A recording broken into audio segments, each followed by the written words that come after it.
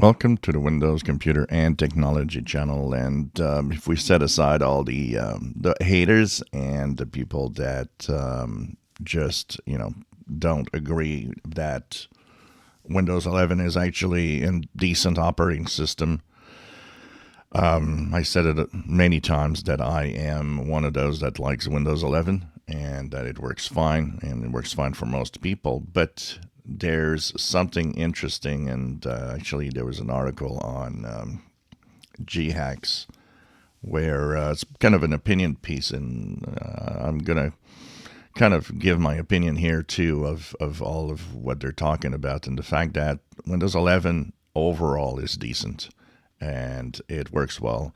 It is not perfect. That definitely is the case, but the fact is, it is true, and one of the comments of the article is about trust and about how unhappy Windows users are today, and it seems to be the worst ever. And it comes from so many things, not necessarily Windows 11. I think the problem is, of course, it started out with the minimum requirements, which made a lot of people angry. And so the negativity already started there. But then there's so many other things.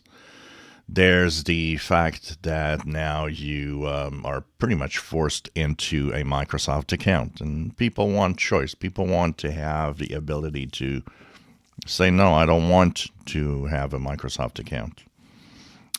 If I don't want to use one, and but Microsoft just refuses to listen and just pushes the user towards a Microsoft account. Now, there are reasons why Microsoft is pushing you towards a Microsoft account, and it has to do with the fact that it enables so many features. I am happy to have a Microsoft account on Windows because it enables the sync of all sorts of things between my PCs that makes my life so much easier to go through my different computers because everything is accessible from every PC all the time, and that is really cool.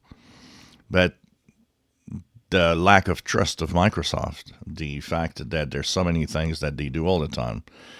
And a great example is that we learned this week that we can give the FBI the recovery key for a BitLocker encryption. Um, okay, that's interesting, but you know what? Apple doesn't. Apple resists those types of demands. So all sorts of little things like that you're like, okay. Like many said, I personally don't mind. I don't care.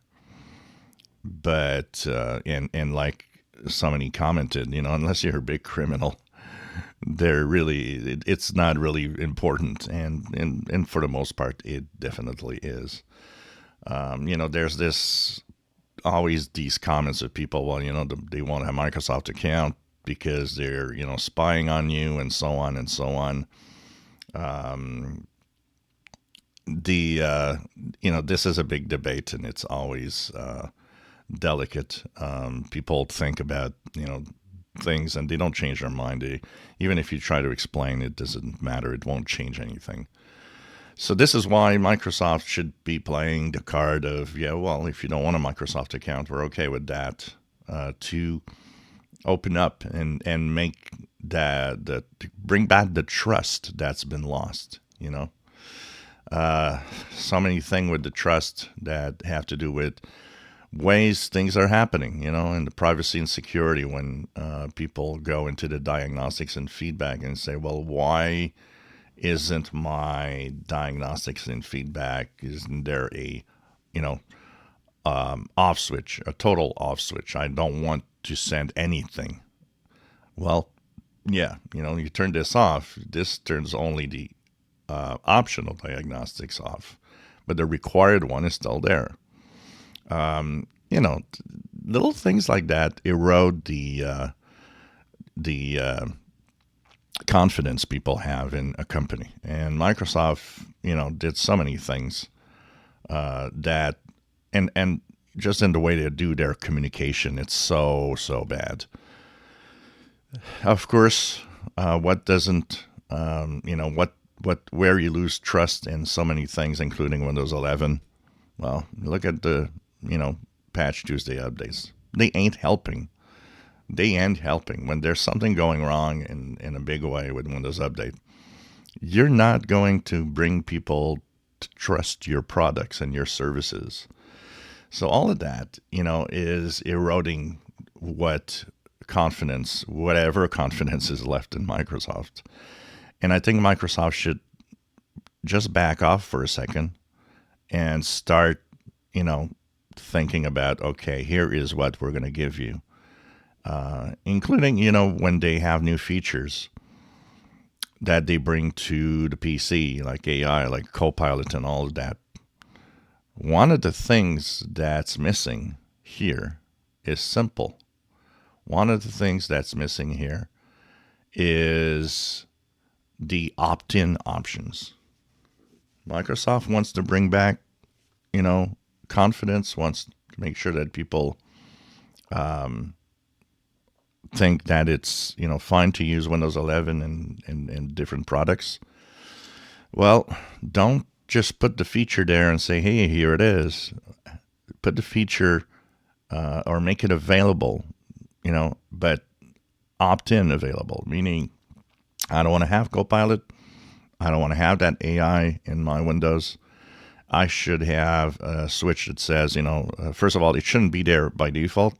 I should be the one saying, yeah, I want it or not.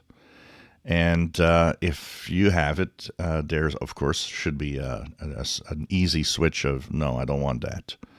So these are all things that differ from Apple. Apple has been way more proactive on that side of, being very open and telling you if you don't want such or such feature, fine, just turn it off. And here are the ways to turn it off.